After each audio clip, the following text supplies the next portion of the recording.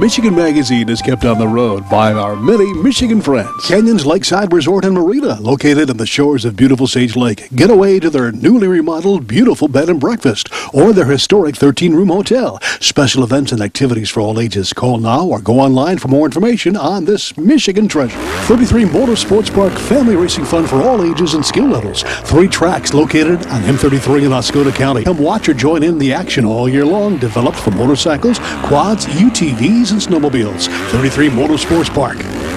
Discount Foods Downtown Mayo. Find national name brand foods and merchandise at sharply discounted prices. Shop the smart way and please the family without breaking the budget. Discount Foods Downtown Mayo. Clemix Sales and Service on Mapes Road, west of Mayo, your complete recreational vehicle sales and service connection. Visit their beautiful showroom of new and pre-owned ATVs, lawnmowers, power equipment, snowmobiles, utility vehicles, and more. Clemix Sales and Service is also the home of the American-made Victory motorcycle line on display at Clemix on Mapes Road, Mayo.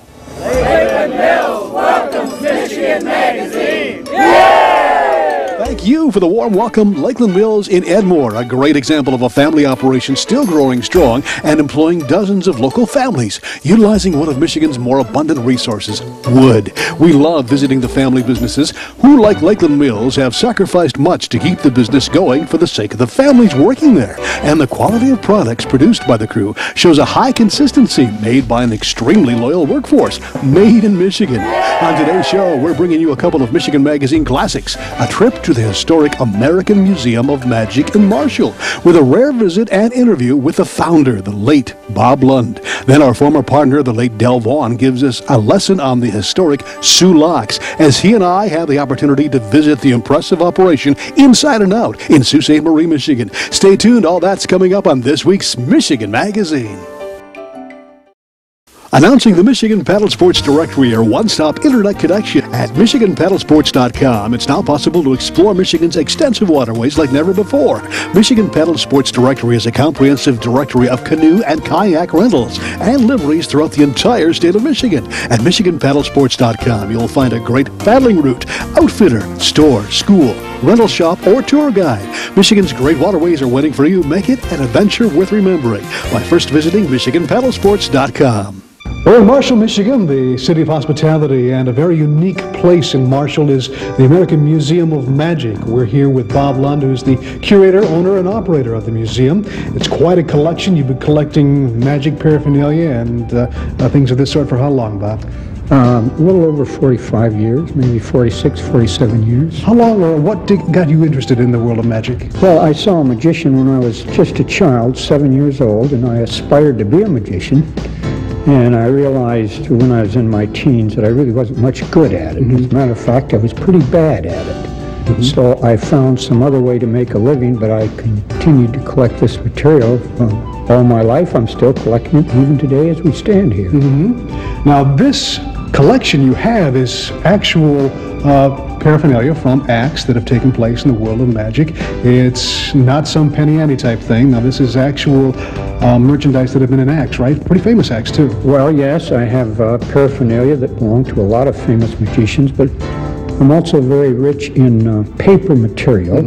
And by paper material, I mean newspaper clippings, letters, programs, photographs, business cards, that sort of thing, where it was not really used by the performer, but it relates to him in some way. How did you acquire these things from some of the top acts, perhaps? Now, many of them, you must understand, were before my time. I have things that belong to Houdini, but I bought those from a man who purchased them from Houdini's brother, who was also a magician. But in the case of the magicians of my own time, Harry Blackstone Sr. and Harry Blackstone Jr., for example, both who lived in Michigan, I got them directly from the Blackstones. Now, what would you say would be the grandest illusion that you have or collected? Well, I have a giant milk can, which we can look at if you like, that belonged to Houdini, where he got into the milk can and then had to escape from it. He was playing a theater in St. Louis, Missouri. It was in February of 1908. Things are going very bad, nobody coming to the show. The manager was counting the house one night, counting the money. He was quite unhappy. He called Houdini into his office and admonished him young man, either you come up with something by Monday to get some people in here, I'm going to have to fire you and hire another act. This is what he came up with on Monday. Now, he wasn't seized with sudden inspiration. He didn't just invent it over the weekend. He'd been working on it some time. He just accelerated it. It was filled with water. He got inside of it. You must get down like so. It's quite roomy inside, bigger than it looks to you. He would invite some people to come up to make sure he was in there, look down in there. They had some buckets of water. They'd pour a little more water in until the water was over his head. They then put the lid on and the locks in it. He's now inside, submerged underwater. The stagehand brought out a screen. It was a cloth screen on some poles. Put a screen around it so the audience couldn't see the hanky-panky. Several minutes go by, depending on how much time he has to fill on the program that night. All of a sudden, the screen was pushed aside or toppled to the floor. There's handcuffed Harry standing next to this in his bathing suit, all wet. The lid is still on, the locks are still on, still filled with water after he got out of it. My, what a mind to come up with something like that. Yes, and he later, after a couple of years, added a complication to it where the can stood in a box, a beautifully special-made box, and the box itself was locked from the outside. So, quite a. Of course, you know the secret to this trick. Oh yes, this has been published in a couple of books, and again, if people want to go to the library and find the right book, they can find out how this is done. Everybody knows the two signatures of a good magician is the pulling a rabbit out of a hat, and the other one is, Bob, of course? Sawing a lady in Sawing half. a lady in half. This is the actual apparatus here for sawing a lady in half. The box is open. Now you must pretend that the saw and the blades are not in there. You don't see those for a moment. The girl got in. This thing was dropped down over her ankles. This is dropped down over her neck. Now the box is closed up. There's a very thin slit down here and a thin piece of wood fit down there. The magician got back there, sawed away very industriously. He wanted you to think he was sawing through these two boxes. He's actually sawing through this thin piece of wood. I see. When he got through with the sawing, then he put the two blades in. This rig is on two sets of casters, and after the blades were in there, he'd split the box in half so he could walk between the two sections. Now, to prove to the audience that the girl is still inside there after the box is divided in half, he dropped down these little doors, and there are corresponding doors on this side. He dropped these down. You could look through on your left, see the head, the upper part of the torso, look through on your right and see the legs and feet. I'm sorry to tell you that most magicians do not understand the psychology of this trick. They present this to the audience as a puzzle. This was never intended to be presented as a puzzle. This was intended to evoke a sense of wonder in you, make you wonder about something. But if you offer it to the audience as a puzzle, that's how they regard it. Anyway, we hope the man who did this did it as a mystery and not as a puzzle. I've seen 5 or 6 magicians who understood that difference, including Harry Blackstone Sr., who did present this as a mystery, not as a puzzle.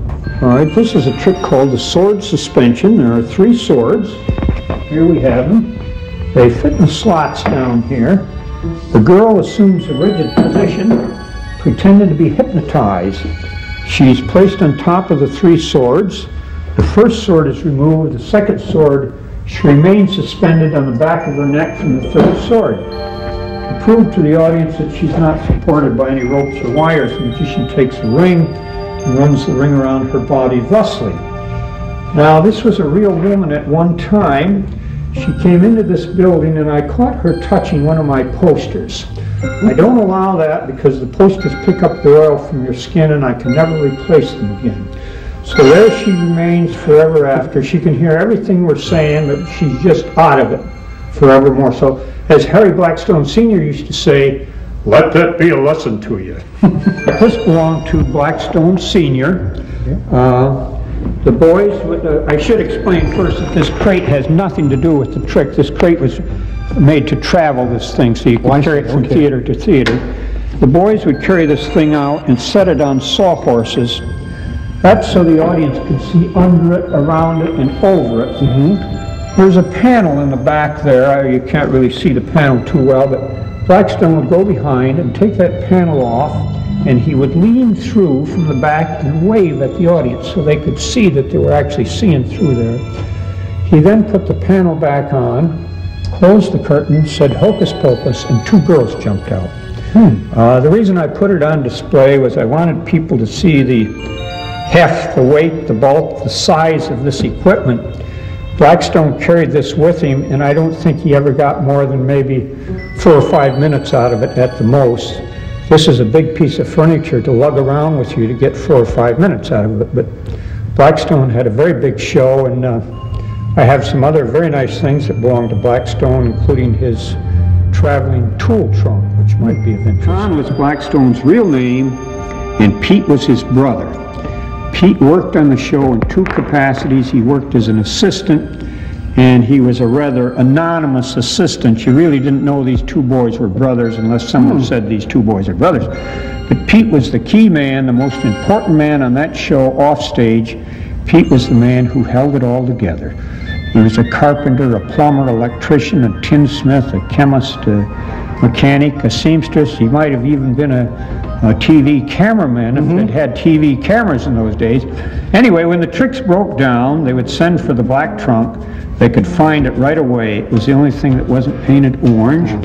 And somebody would yell for Pete, and Pete would come and patch things back up again. This is the actual workshop for Harry Blackstone. No kidding. Show. Look at that. One of almost any tool you can name in this. A portable device, a tap and die set, electrical outlets for testing the lights, and fuse boxes for operating power tools. It's amazing. Sometimes he had a job for which there was no tool, so he would fashion a tool of his own device. So he made this. I don't know really what it was for, but it looks to me like it's some sort of prying device. And all of these drawers are filled with Pete's tools. This box weighs between 400 and 500 pounds. That's why it's on these big rollers. He didn't want to lift this very often. Really a remarkable man, Pete Bouton was. Well, again, thank you, Bob, for letting us come into your museum and find out a little bit more about what your American Museum of Magic has. 3 different floors. What's the future hold for the American Museum of Magic and Bob Lund? Tell us. Well, I have a great affection for magicians that I hope I've imparted to you, and I also suffer from uncontrollable and insatiable greed if it has to do with magic, so I'll just go on collecting more and more and more.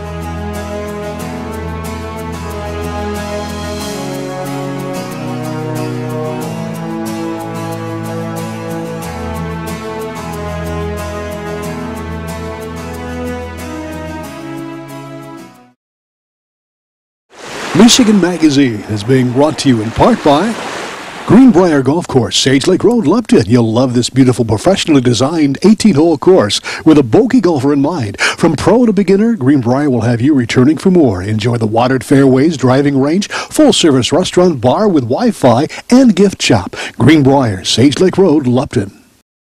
You'll find delicious food and fun at Timber Steakhouse, East County Line Road, South Branch, Michigan. You'll find delicious steaks, pizza, and a full menu with the best food in the north. Enjoy the fine food and karaoke fun at Timber Steakhouse, County Line Road, South Branch. Hingeman Acres Canoe Livery and Resort on M33 just north of Mayo, catering to the outdoor enthusiasts. Cabins, canoes, kayaks, rafts, and more. Daytime or overnight trips along the world-famous Asabo River. A family getaway for over 75 years. Rose City Drug, just south of the Rose City city limits at 2640 North M33. Featuring a state-of-the-art, completely automated, and extremely accurate computer-filled prescription process. Here at Rose City Drug, we're a family-owned and operated for over 20 years. We offer fast and friendly service. We always take the extra step to make sure your needs are fulfilled. This is the Modern Day Locks at Sault Ste Marie, Michigan, another big tourist attraction. Michigan Magazine thought you might like to know a little more about the Soo Locks, so we did some research, and here is what we found. The Soo Locks has a lot of rich history, and before the Upper Peninsula's mineral resources could be fully developed and the Great Lakes waterway system completely utilized, the bottleneck of the rapids in the St. Mary's River, where the waters from Lake Superior descend to the lower levels of the waters of Lake Huron, had to be broken. Portaging had been a solution since the days of the fur trade, and in 1845, the steamer Independence was portaged around the rapids to become the first steamer on Lake Superior, certified here in 1849 as sound in all respects seaworthy. The Independence blew up in 1853. In this 1850 sketch of Water Street in Sault Ste. Marie, the artist Wheaton Metcalf shows how tracks had been laid to make it easier to haul goods around the rapids, so that they might be reloaded on ships below at best. However, a costly method of handling such heavy products as copper and iron. Then in the 1850s, the final solution came with the building of the canal around the rapids and the locks needed to raise or lower vessels passing between Lake Superior and Lake Huron, thereby eliminating the need for passengers and cargoes to change vessels. This was the scene as the workers cut through rock to construct the locks. Many men were involved in the Soo Canal project, but Charles T. Harvey, shown here in a portrait made some years later, claimed and probably deserves much of the credit for being one of the prime movers, if not the principal one. On June 18, 1855, the first ships passed through the locks, the steamer Illinois being the first to go up into Lake Superior, while the Baltimore, shown here, was the first downbound vessel. In 2 decades, the total freight tonnage passing through the original locks increased from not quite 15,000 tons in 1855 to more than 1,500,000 tons in 1875. In 1876, the Army engineers began constructing the Weitzel Lock, the first of several new locks that had to be built in the years ahead. The canal traffic became the heaviest on any canal in the world. In 1881, control of the locks passed from the state of Michigan to the federal government, since it was felt that Michigan should not have to bear the entire expense of maintaining a facility that benefited the entire nation.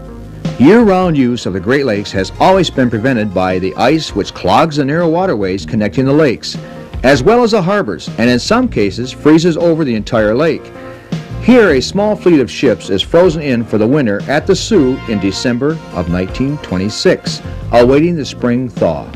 To keep service operating throughout the winter between St. Agnes and Mackinaw City, the Duluth, South Shore, and Atlantic Railroad developed an ice-defying ferry boat, as Harper's Weekly called it in the story that accompanied this picture layout in 1892.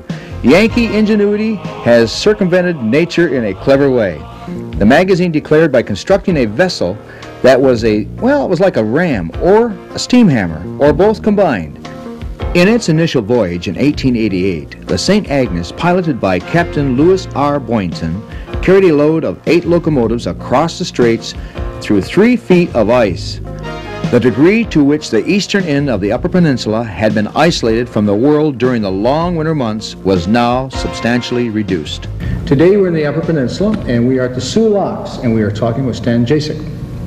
And Stan, could you tell us how these locks work and some of the background to them? Well, locks basically are intended to pass the vessels from Lake Superior level down to level in the lower St. Mary's, which is fairly close to Lake Huron level.